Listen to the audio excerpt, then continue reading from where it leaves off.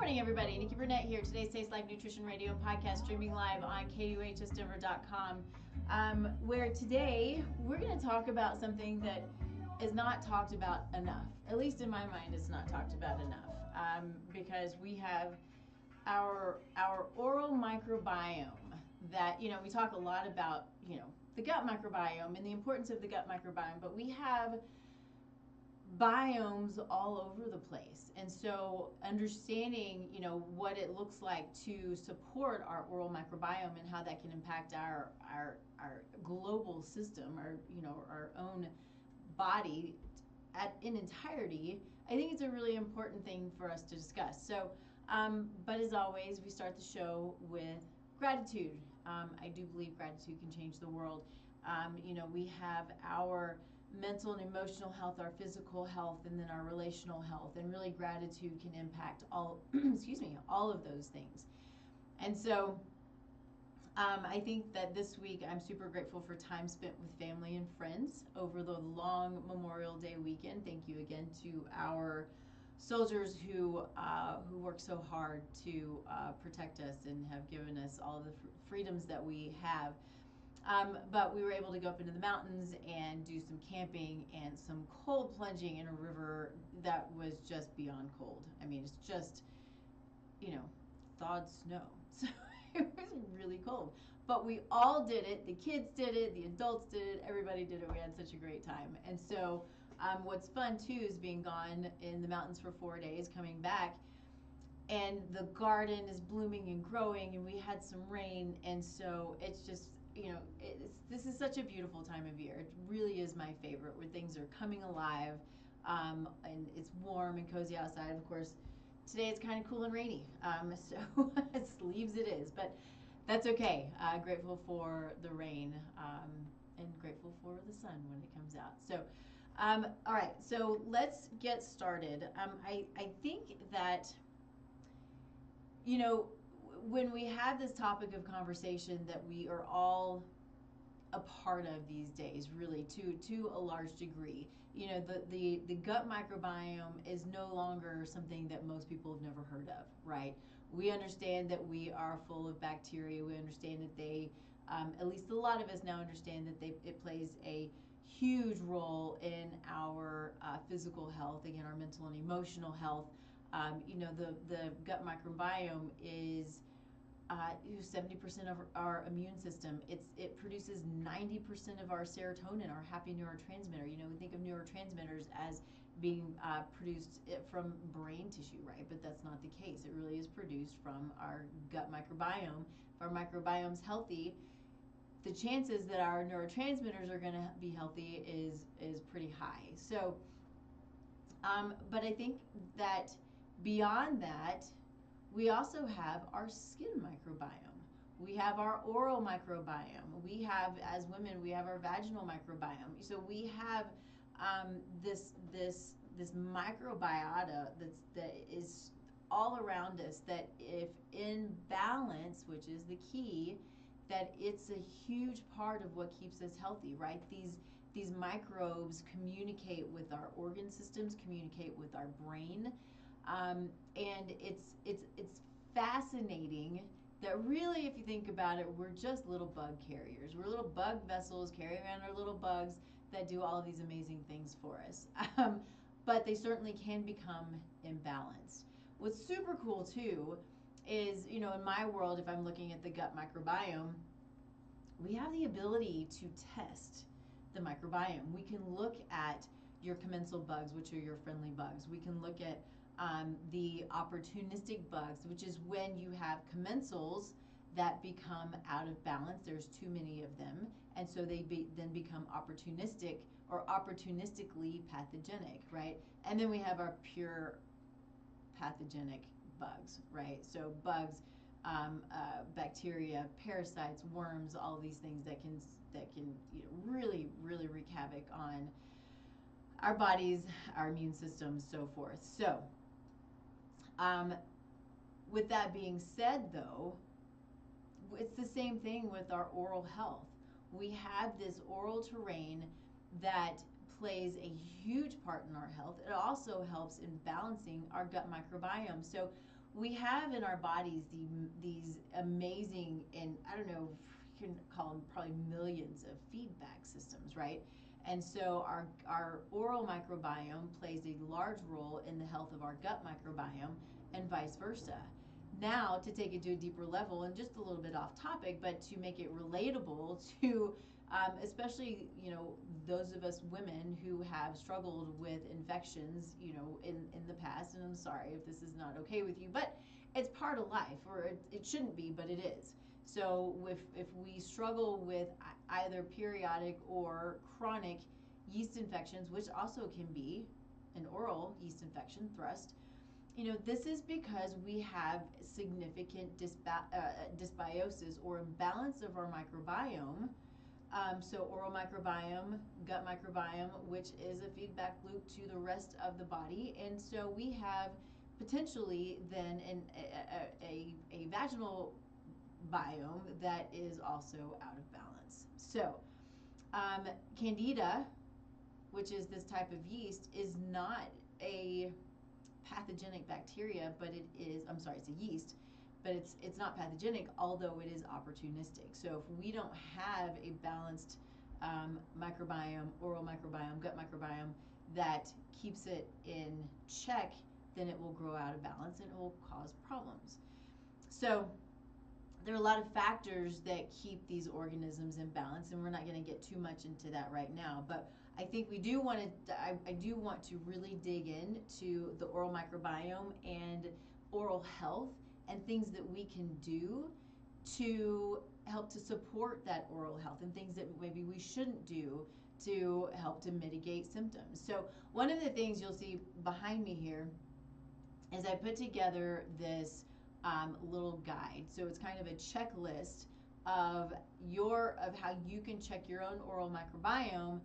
And then there's a company, if you haven't heard of it, it's called Biocidin, and they are amazing at supporting our human terrains, right? So it's our terrain that's so important. It's a terrain that supports the microbiome and the oral microbiome.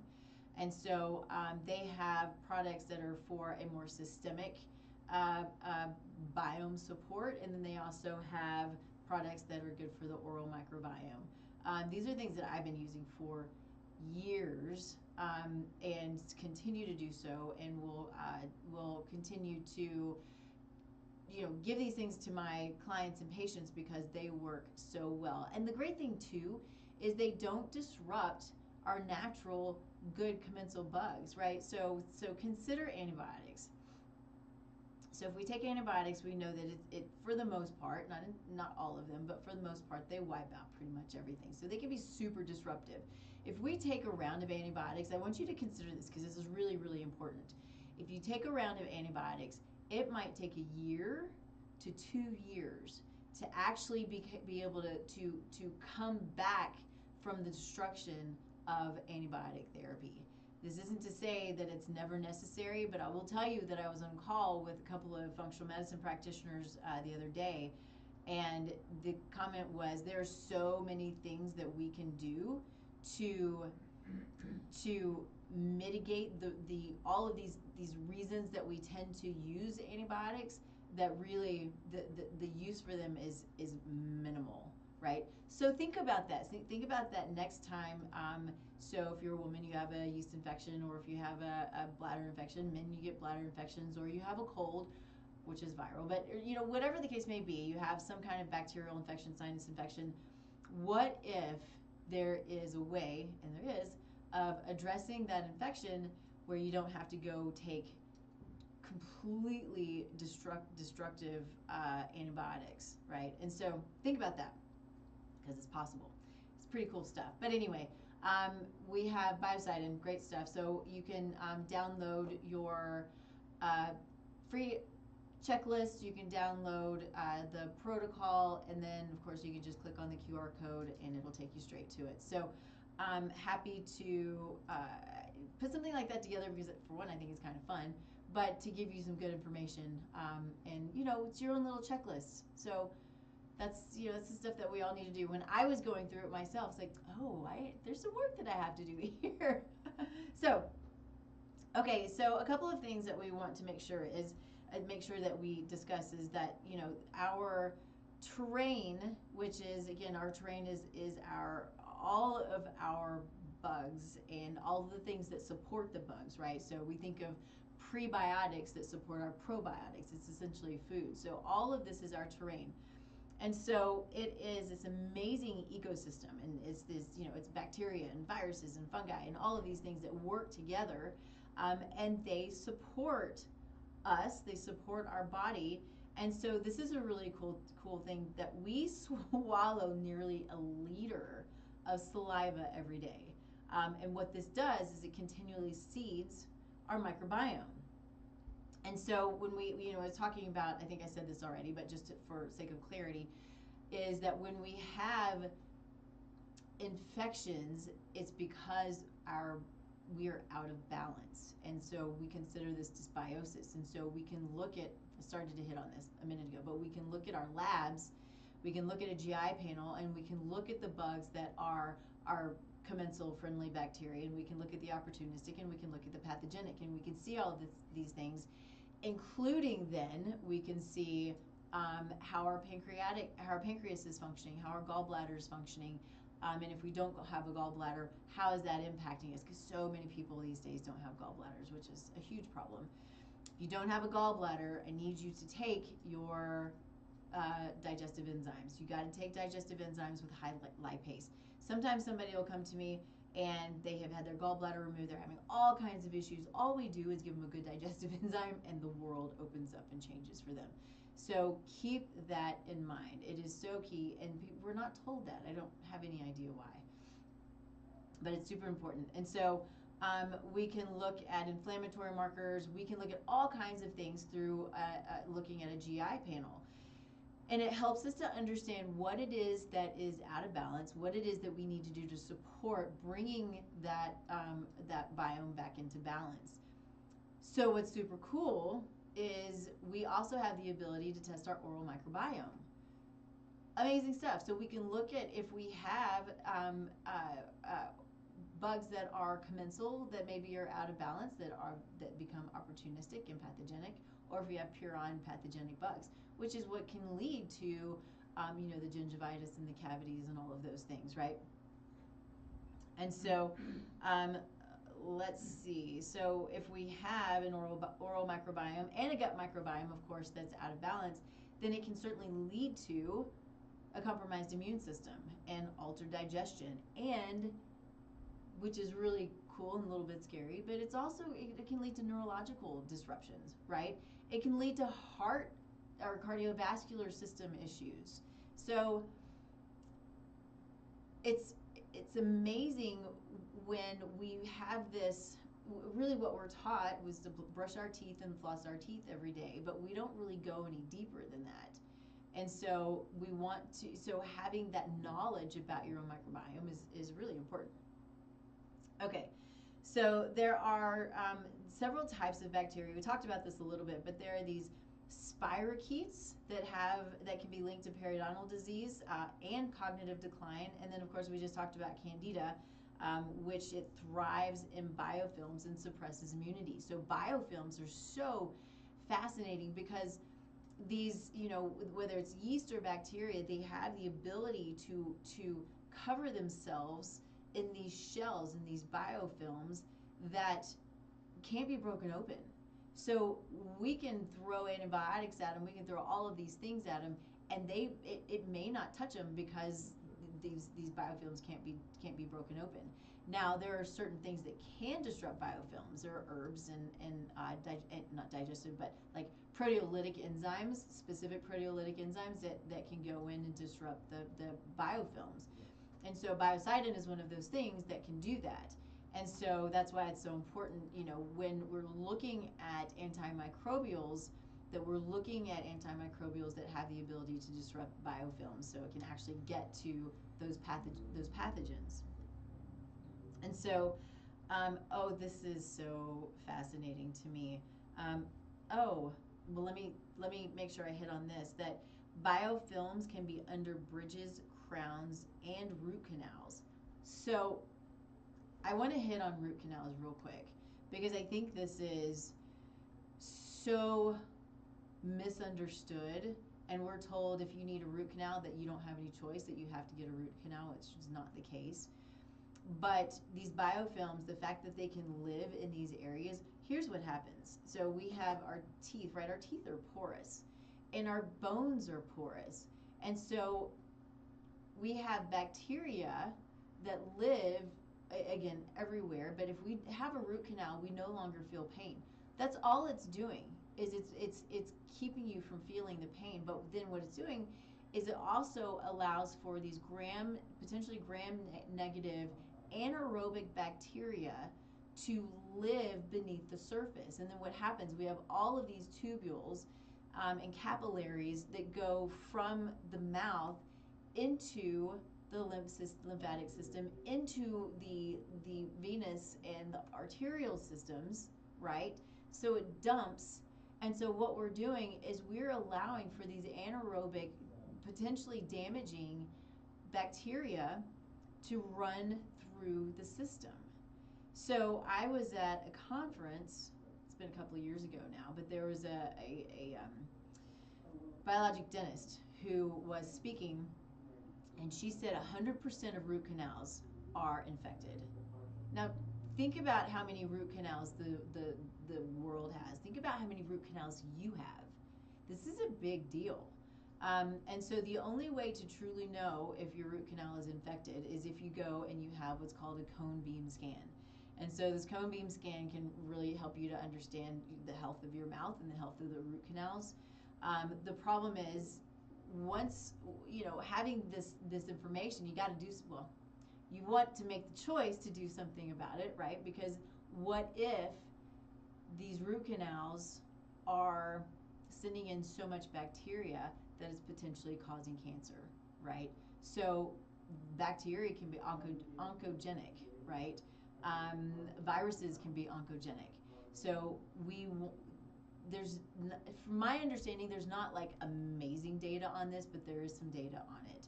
So it's, in my mind, it's always better to be safe than sorry. So having a root canal, just don't have any more. There are other options beyond having root canals.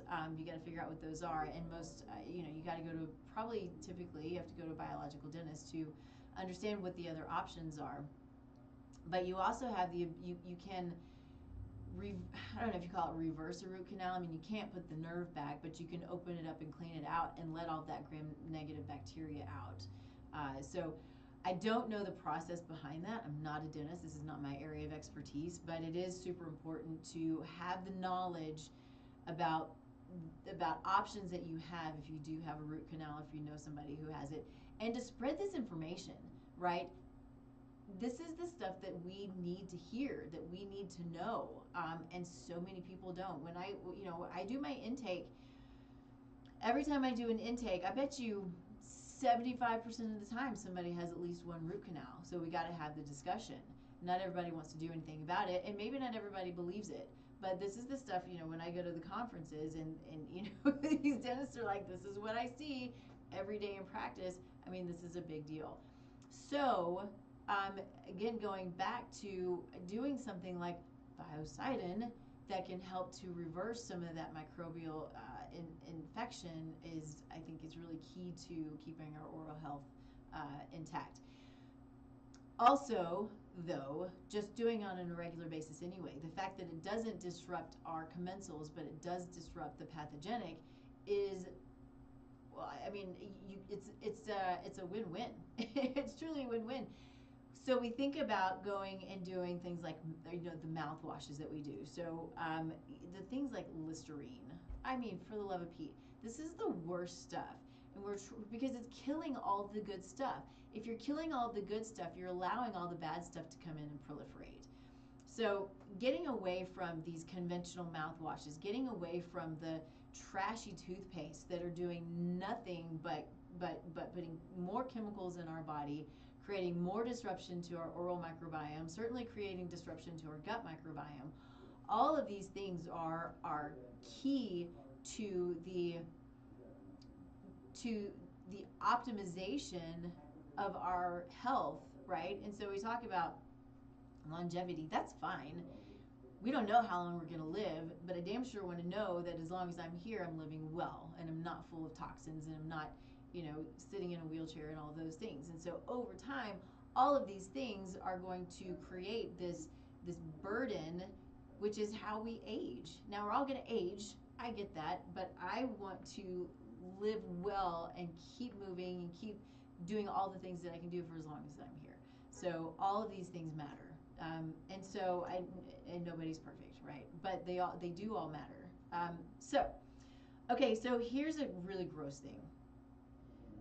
You may or may not have heard something like this, but it is true. So we all brush our teeth. At least most of us brush our teeth in the bathroom. What are all the other things that we do in a bathroom? All of these. Every time you flush a toilet, all of that stuff in the toilet, it aerosolizes, right? You've got all of these particles that are going into the air, and what are they doing? They're going into your toothbrush or in everywhere else. But then your toothbrush goes into your mouth and has the potential to then bring in microbes that are supposed to be coming out. So we don't want to reintroduce these things. We don't want to introduce them, period. Now, we're supposed to have enzymes in our mouth and other microbes that help to protect us from that. But if we have dysbiosis in our oral microbiome, then we may not have the ability to protect us from these microbes. On that note, man, I could go so many directions with this stuff, but I can't help it. On that note, if we do happen to take in these bugs and we swallow them, and then we don't have enough digestive acid, hydrochloric acid, to fight these bugs, then they certainly do go systemic.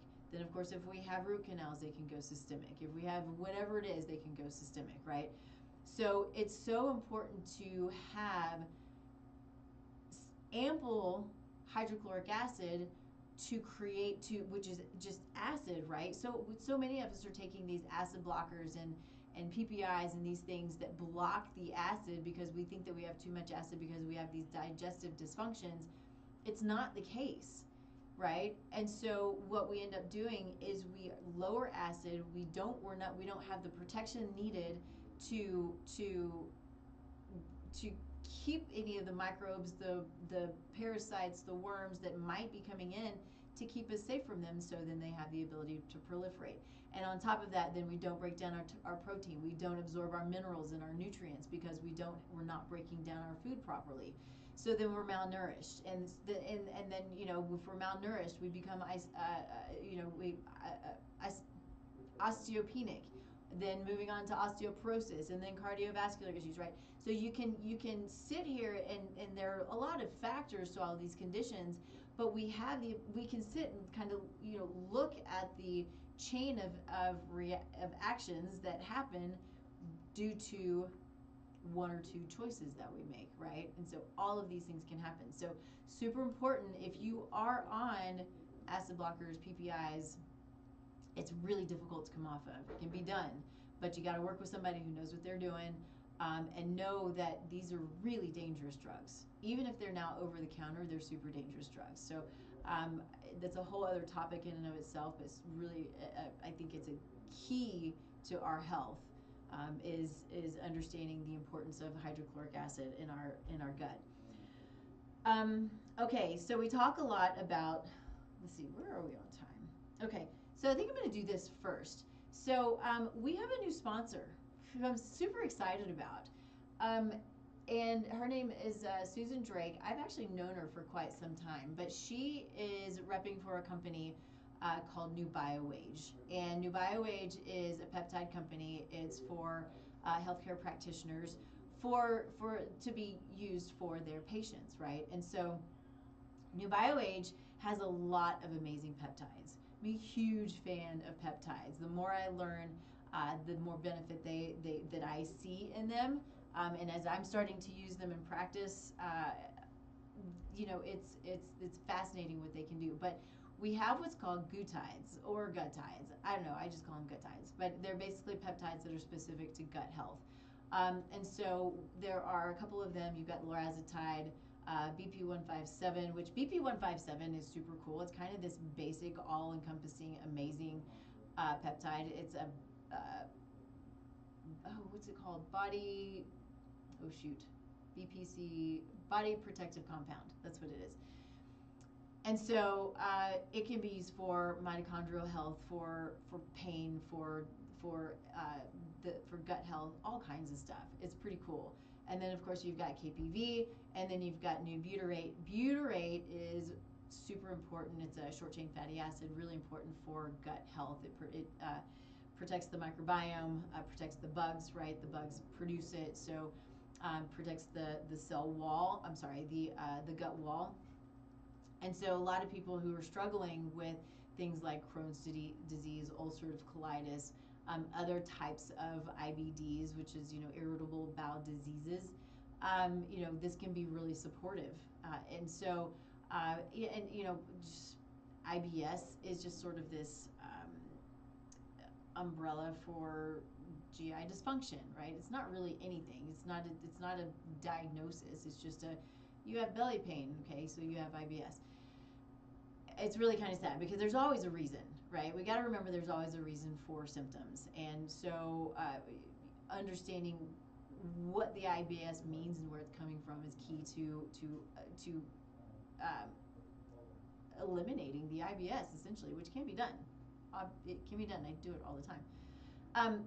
So anyway, Susan is amazing. She's got some great products that I'm super proud to have her as a partner, as a sponsor for the show.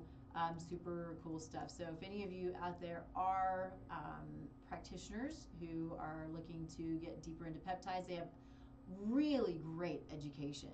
I've learned so much through their education. They've got a pharmacist that you can talk to. Really cool stuff. So that's her QR code that would go straight to her.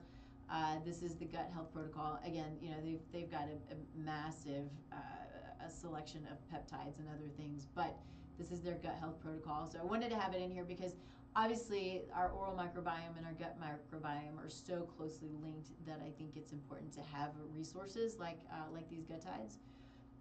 So yeah, super grateful for Susan and all she's doing. Okay, so her information is also going to be posted on all the places, the podcast and so forth. So keep that in mind if you want to check that out. Okay, so when we talk about leaky gut, this is pretty fascinating in my mind too, because we tend to separate the gut from everything else, right? And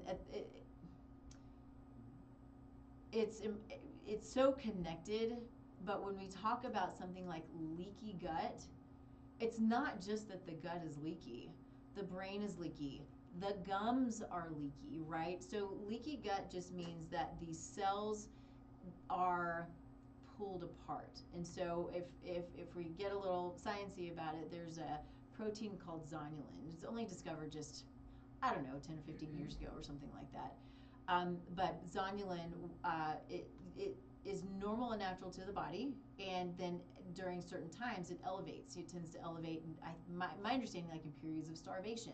In pregnant women, zonulin goes up, and there are reasons that the cells need to come apart.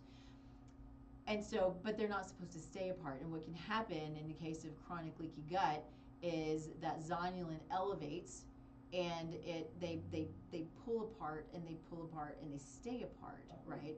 And so it's basically the contents of the gut are leaking into the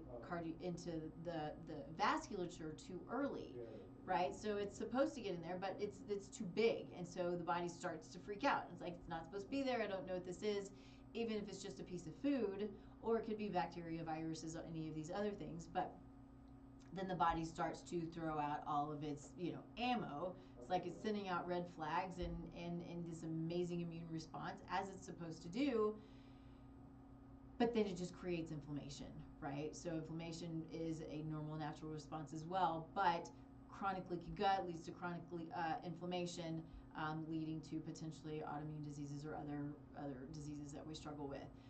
Now, it also is going to be the same with our cardiovascular system. These cells will come apart in the cardiovascular system, and so what's going to happen? It's going to send calcium, it's going to send fibrin, it's going to send all of these things to that area of the cardiovascular system because it's protective, it's trying to protect you, right? And so then what potentially can happen is an occlusion, and so we have a heart attack that can happen. But all it is the body's protective mechanisms. It's the body is so innately, beautifully God made. It's so fascinating what it does. And I think that if I were to, if I had this, if I have a legacy, I don't know, but it's to switch our mindset that the body is against us and it's always for us. That's how we're created and that's how we're made. But we have to give it the support that it needs so it doesn't go and lay down calcium in the vasculature, right? So then we go to leaky gums, same thing. So the cells come apart. It has the, we have, it then leads to bacteria and viruses and fungi that can get into that system and then, of course, into the cardiovascular system. So the wheel goes round and round, right? So making sure that our protective mucous membranes are intact is really, really key to good health, right? Okay, so beyond that, this is interesting. So we hear of gingivitis.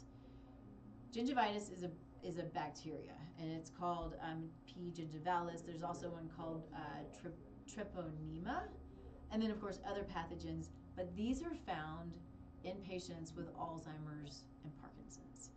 So we imagine, just think about how close your oral microbiome is to your brain, right? So not only will it go down, it's going to go up. So there are a lot of factors that go into these neurological issues, but as we start to chip away, these are some of the easy things to make sure that we're addressing to mitigate the potential.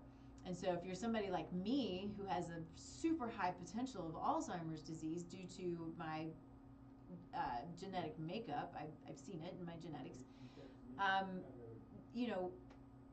I want to, I kind of, you have your list of things that you can do that you do on a daily basis that just become habits, that create habits that help to make sure, hopefully make sure, right, that these things like Alzheimer's don't present.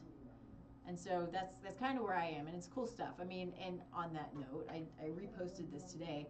We have we are reversing Alzheimer's. Now it's early onset. I think once you get to a certain point, you can't. But if Alzheimer's symptoms and dementia symptoms come from early years and years and years prior to actual diagnosis. So when you know your potential, when you do your testing, and you do these certain things, these are the things that can help you to mitigate disease like this. So we have so much power. It's fascinating the amount of power that we have. So we also have chronic oral infections that can lead to systemic immune activation, leading to things like mast cell activation syndrome. If you haven't heard of this is a nasty, nasty little syndrome, right? And that's what it is. It's a syndrome. It's not a disease. It's a symptom.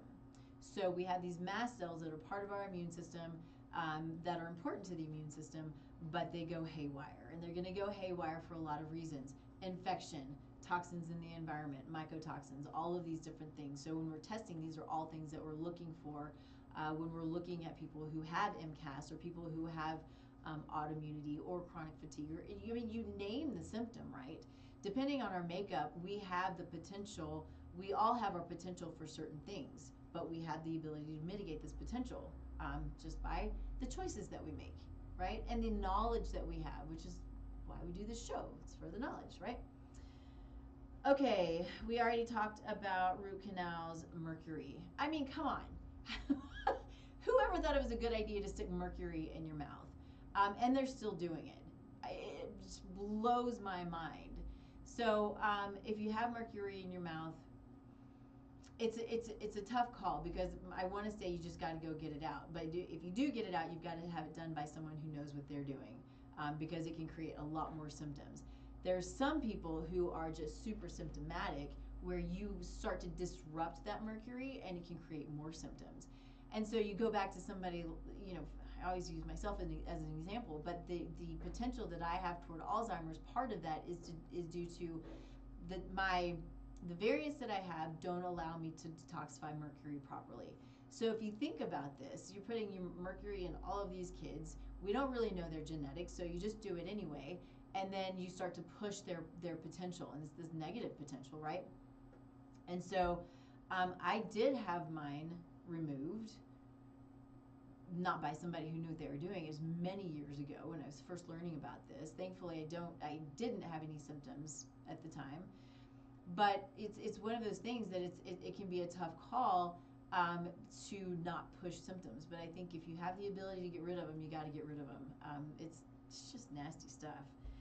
So then we have all of these other toxic things that dentists do. I don't know why. Metal crowns, implants that can leach neurotoxins or cause immune dysregulation in sensitive individuals, right? We've got jaw cavitations, which are necrotic bone pockets post-extraction.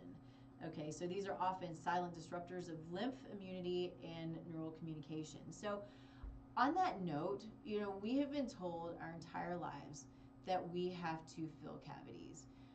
In my mind, it's just barbaric, right? I think it's antiquated and barbaric. When, if we know that our bones can heal, why can't our teeth heal? It just makes sense. And it's not easy necessarily because it means we've got to change our lifestyle, right? You know, we got to bring in the good and take out the bad. But it can be done. I mean, this is data. There are books written on reversing cavities. So, knowing that and certainly there are some people who have, I don't quote unquote, harder teeth than others. Sorry, let's end that. Then they have, and so more people are more prone to more cavities. You know, that's okay, but again, it's still a lifestyle, right? We mitigate, you know, having to have cavities filled by lifestyle, or taking the time to understand why you have cavities in the first place, and then what you can do to reverse them. It's cool stuff. Okay, so we talked a little bit about the testing that we can do. I have not done a lot of oral microbiome testing, but I want to. And so there is one that's called oral DNA, my periopath. And so it can identify high-risk pathogens and inflammation-related genes. Then, of course, there's the cone beam scan. We talked about this. Really, really important. We can look at organic acids testing. Organic acids testing, I love it. It's really a difficult panel to decipher, to read, and to understand. But you can really dig a lot of great stuff out of it, as well as the GI testing, right? Looking at your GI to see what it is that needs to be done to balance your GI, which can play a role in, you know, your oral health as well, of course. And so there are markers. I don't know if this really matters, but you know, we can look at markers like arabinose and beta-glucuronidase to help to determine you know, oral microbiome health. And then of course there's things like lymphatic congestion. What is lymphatic congestion? You know, we have our whole lymphatic system that plays such a huge role in our immune system, and it doesn't. The only way for it to move is for us to move. And so it's you know, I kind of compare it to the cardiovascular system, but it doesn't have a heartbeat. So if you are walking, right, your calves, the contracting of your calves helps to move your lymphatic system. But it can still get clogged up. So there are other cool things that you can do, right? You can get a rebounder, the little trampolines. You know, those are really great for lymphatic drainage. Cellcore, they do a lot of lymphatic drainage. Anytime I'm working with someone, especially those who are super chronic, first thing I'm going to do is put them on a Cellcore protocol that is for draining the lymphatic system, but also for you know, liver support, all of the the kidney, the lungs that are play a big role in detoxification. So we want to make sure all of that's moving, and that we're pooping every day. It's huge, huge, and so important in lymphatic drainage and just overall health. Is to make sure you're going to the bathroom every single day. Okay, moving on. So I think if we were to hit a little bit on things like mental health and mood in our oral microbiome, infections can elevate cytokines. And what's interesting is cytokines are important. You have inflammatory and anti-inflammatory cytokines are an important part of the immune system. But what I find kind of interesting is that most people outside of healthcare probably had never heard of cytokines until COVID.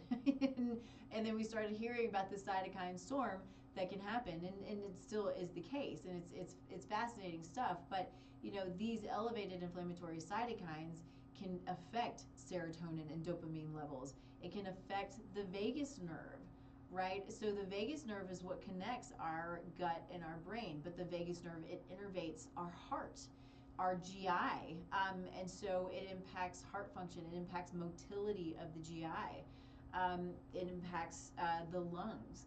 And so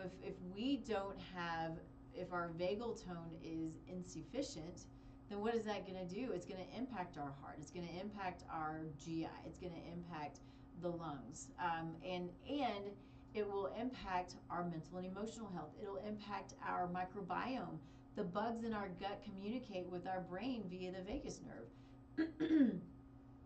And so, then you have the downstream effects of, the neurotransmitters that are not functioning properly because of all of these things. If your vagus nerve is not healthy, then you're more likely to sit in sympathetic, which is your fight or flight, as opposed to sitting in your sympathetic or parasympathetic, which is your rest and digest. Right? So we want to have good vagal tone so we can move easily between sympathetic and parasympathetic, but we want to stay mostly in parasympathetic because that's when we're calm. That's when all the blood is at the core, gives us the ability to break down and utilize our nutrients because the core blood is at work. Whereas if we're in sympathetic, fight or flight, all the blood goes to the extremities, right? Because you got to move fast, you got to go fast, and sort of shunts it away from the core. So we have less of an ability to break down and utilize nutrients and all the other things that our core is supposed to do. But then it creates this issue with, back up. If we are in chronic sympathetic, then we're in a constant chronic fight or flight state, which we may not even know we're there. I see this all the time where people don't even know that they're sitting in this chronic fight or flight, right?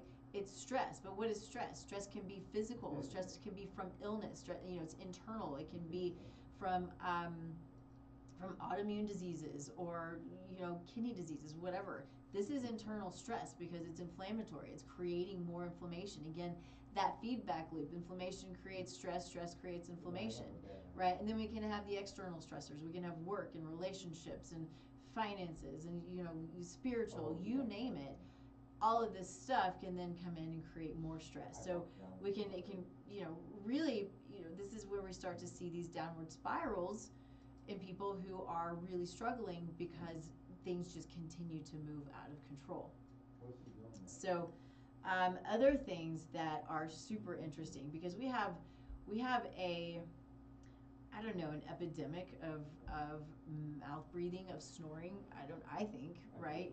Beyond just sleep apnea, just breathing with your mouth open can disrupt the oral microbiome, which is going to disrupt everything else.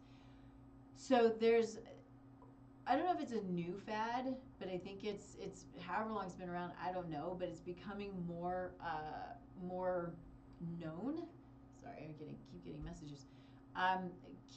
More well known and practiced, especially in the functional medicine world, is we're having our patients and clients doing this, but it's mouth taping.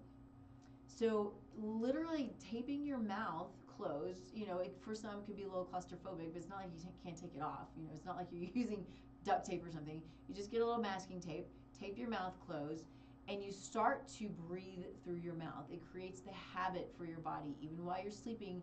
Not your mouth, your nose. You start breathing through your nose. So if you tape your mouth closed, it allows for your saliva not to dry out, and it's normal breathing. It's the way we were supposed to breathe. Mouth breathing is really, really disruptive. And snoring, obviously, is also very disruptive to everyone involved. So that's a really great habit or something to start to think about doing. I have friends who, they do it all the time. I don't snore, I don't sleep with my mouth open, but I'm tempted to just try just to see what happens. I know I have a friend who, she's like, I don't snore, but I am sleeping better now that I'm doing the mouth taping. So pretty cool stuff. Just get a little bit of masking tape, or, like they have this muscle tape too. You can do that. And do it when you go to bed. Cool stuff. Okay, so, and I guess to sort of top that off, if you're breathing through your mouth, it's a disruptive sleep architecture.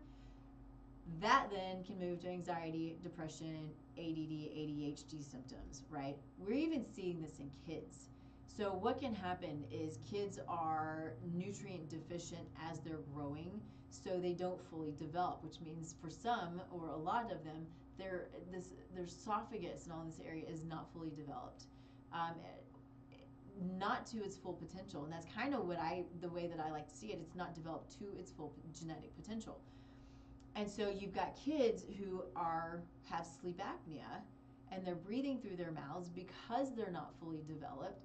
And so it increases their ADD and their anxiety. You can also see it in their mouth. So if their jaw is pushed back, or they just look kind of underdeveloped, if they have black circles under their eyes, these might be things to start to consider what's going on and what's creating this issue. And so for kiddos, a lot of times what happens is they will just put braces on. Braces are moving teeth around, but it's not allowing the structure to develop to its full potential. And so there are specialized dentists, companies, who are starting to help the body to develop fully, right? There are devices and things that you can use that helps the bones to move and everything to develop the way that it's supposed to develop, which can also help to develop the structure of the esophagus. So really cool stuff. So think about that, right? If you've got kids with crowded teeth, it's probably not the fact that they need braces. Braces haven't been around for the entirety of our lives, right? We have all of this data through Weston A. Price of people who had perfectly straight, normal teeth that were not too crowded. But if we're not developing fully, our teeth are going to be crowded. We shouldn't have to pull our wisdom teeth. It shouldn't be a thing, right? Okay. So let's see, move into. So I think we can talk a little bit about what time we got. So yeah, we can talk a little bit about some protocols. So if we talk about, I didn't put it up here, but part of this download are these protocols that I'm going to talk about. I think that having a good oral protocol is obviously, is what we've been talking about, is super important. But this will give you a good protocol guide on what to look for. It'll give you the resources on where to find it, the whole thing. So the company Biocidin is not the name of the company. I just lost it. Doesn't matter. But Biocidin is the main sort of the product that everything comes off of. So Biocidin is the antimicrobial, and they have a dental Cidin toothpaste and rinse. And so this targets pathogens, of course, without, as we're talking about, disrupting the beneficial flora. So you can do the rinse, you can do the dental Cidin. They also have a probiotic.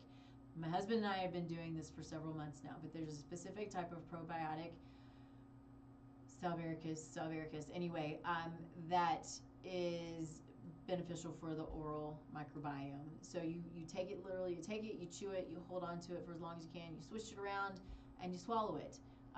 And there is even this, I don't know where this came from, and I'm going to say this is not coming from me, it's something that I read, but this type of probiotic, this type of microbe, has also years ago was shown beneficial in radiation exposure. Fascinating stuff, right? So my husband and I have been doing that for quite some time now. So then we also have the Biocidin LSF, which is a liposomal form, and the TS, which is, I believe that's the throat spray. So the liposomal form is the form you can take it, you can swish it around your mouth if you don't want to do the toothpaste, but it also goes systemic. So it's really great to go systemic. Liposomal just means that it is absorbed through the mucosa in the mouth. Now, just because it dissolves in the mouth doesn't mean it's automatically absorbed through the mucosa, because the molecules have to be a specific size in order for it to effectively be absorbed through the mucosa. So this particular product, because of the collaboration through this other company, Quicksilver, that's what they do. They do these liposomal formulas where they're always testing and making sure that the molecules have the ability to move through the mucosa. And so there's this collaboration of the Biocidin LSF, which is cool stuff. So I use that one pretty regularly on myself as well as my patients and clients. Tongue scraping, right? Tongue scraping is it's kind of that simple thing to do. So making sure that helps to remove biofilms, bacteria from the root of the tongue. Oil pulling, if you've not heard of it, is pretty cool stuff. Essentially, you take either coconut oil or sesame seed oil. I use coconut oil. To me, because it's already got antimicrobial properties in it. So to me, it just makes sense to use coconut oil. But some will show that there's good data for sesame seed oil as well. But you use that and you swish it around your mouth for 5, 10, 15, 20 minutes, whatever you can do. I tend to do it when I know nobody's going to talk to me. If I'm in the shower, whatever it is, I'm swishing around. And I've come to where now I'm adding things to it. So I've made toothpaste this way, and I would oil pull with just my toothpaste, which is the base of the coconut oil is the base of the toothpaste. I've added in binders. I've added in different things like the Biocidin. Cellcore has a product that I really love. It's called Para 3. That's a liquid. Lots of oregano, that kind of thing. So I've used that in it. I've put in a certain form of calcium for building my teeth. What else? I've done peroxide. I mean, all kinds of stuff that you can do. It's really kind of fun to experiment. But all of these things that can, good essential oils that are really beneficial for your teeth and, of course, your oral microbiome. Red light therapy is super cool. Remineralizing toothpaste. So, there's certain nutrients, and then your minerals, your phosphorus, your specific types of calcium. You've got to be careful with calcium, because if you brush, you can with calcium, some of them can be just too abrasive, and so that's not good either. So I tend to not brush with calcium, but I'll oil pull with it. And then I think this is kind of in the wrong place, but I think it's important enough to talk about, is that mouth breathing actually disrupts nitric oxide production. So again, if you're disrupting nitric oxide production, this is going to be disruptive to your cardiovascular function, right? So we want to make sure that we're not breathing through our mouths. And let's see. Dental detox. So I kind of already hit on some of these things, but you can do binders. There are certain binders that I think work better than others. My favorite binders are always going to be through Cellcore. They have different binders for different things. So whether it's mycotoxins or biotoxins or heavy metals, environmental toxins, you've got binders that are. This is all chemistry that I don't get. But they are chemically created to bind to certain things. And it's all by, the electrons and neurons and protons and things, again, that I don't really get, but it's that's how they bind them, is through these chemistry methods, right? So Cellcore, they have a chemist on board, and he always does his, during the conferences, he'll do his talks, and they're fascinating, but it's like, this is so far over my head. I don't get it. As long as it works, that's really all I care about. So, great antioxidants. Antioxidants are always important, right? We have so much oxidative stress from the environment and all of these other things. So, having a good liposomal glutathione, you can do glutathione IV. You do want to be careful if you have glutathione SNPs. It can, taking straight glutathione can be problematic for some people. Sometimes you don't know that unless you know your epigenetic makeup, or you go and you do a bunch of glutathione and you don't feel good. So something to keep in mind. But you can do NAC, which is N-acetylcysteine. It's a precursor to glutathione. Really great for detox. CoQ10, super important mitochondrial support, important for cardiovascular and heart health, and immune function. So other great mitochondrial support, which is always important for detox, always important for the microbiome, because toxins are going to disrupt your oral microbiome and your gut microbiome. So making sure that you're detoxifying properly. There's PQQ. Don't ask me what it stands for. I don't remember. But anyway, a lot of times you'll find CoQ10 in combination with PQQ. And so that's a really great mitochondrial supportive combination. B vitamins. B vitamins are super important to detoxification.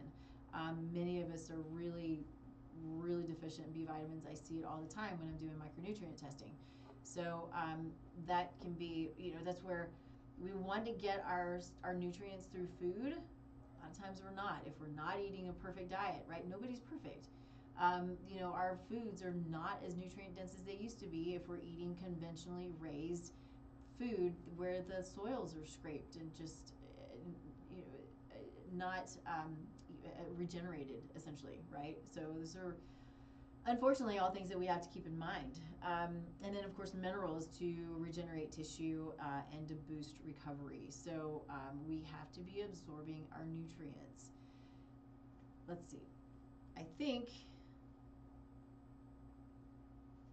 that we are probably at a point to where we can stop. I could probably go on about this stuff forever. Everything is connected. I think that's really one of the key takeaways here. But I think last but not least, just knowing that your oral microbiome is not just, it's not just about going to the dentist. It's not just about brushing your teeth and flossing. There's a lot to it, but it's a lot of simple stuff. I mean, that's what's great about it. It's just pretty simple stuff that we can do to take care of our oral microbiome, take care of all of these, little friendly bugs that are there trying to keep us healthy. And remember, that's all our body really is trying to do every day, is keep us healthy and keep us alive. And so it's our job to have the knowledge to come in to support it however best we can do that. So download the oral terrain. So there's the QR code right there. It'll be posted. I think it's going to be posted it will all be posted after this. I don't think it's posted yet, but it will be. So you can go to the QR code. It'll lead you right to where you can download the checklist and download the biocidin protocol. And then, of course, if you have any other thoughts or questions, I'm always here. You can reach out to me. Reach out to me via the website, or you can just call me, whatever works. But the website, tastelifenutrition.com, and then Taste Life Nutrition in all of the social media. And then there is a free assessment on the website where you can fill that out, and and I'll reach out to you and we'll chat about it. So, last but not least, thank you to Susan Drake for her sponsorship, for her being a big and integral part of health and of healing and of being a resource to healthcare practitioners with the amazing products that she has. She has a lot of cool things, and so as we move through this, we'll be talking about different things that she has available to practitioners. And if you are a patient or a client, you know, these are things that you can start talking to your practitioner about. It's you know, if they don't already know about it, this is a great way for them to start to learn. You know, having the educational resources is key. That's how I continue to learn, develop my own knowledge and understanding, and try to stay on, at least to the best of my ability, on the cutting edge of some of this stuff. There's really cool things coming out in the world of you know, functional holistic healthcare, even, you know, oncology, right? If we're looking at all of these things in a holistic manner, from a functional foundational manner, we should be able to start to uncover the root causes of these things. Then we know how to start to mitigate them.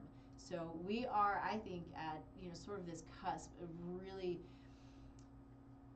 really starting to have a big impact on some of these massively detrimental chronic diseases. And we're pushing, and, you know, we're screaming and shouting, you know, at the top of our lungs to start keeping this thing moving forward. So anyway, let me know if there's anything that I can do. You'll find us here again next week, every Thursday, 10 a.m. Mountain Time, streaming live on KUHSdenver.com. We'll see you again here in a week. Bye.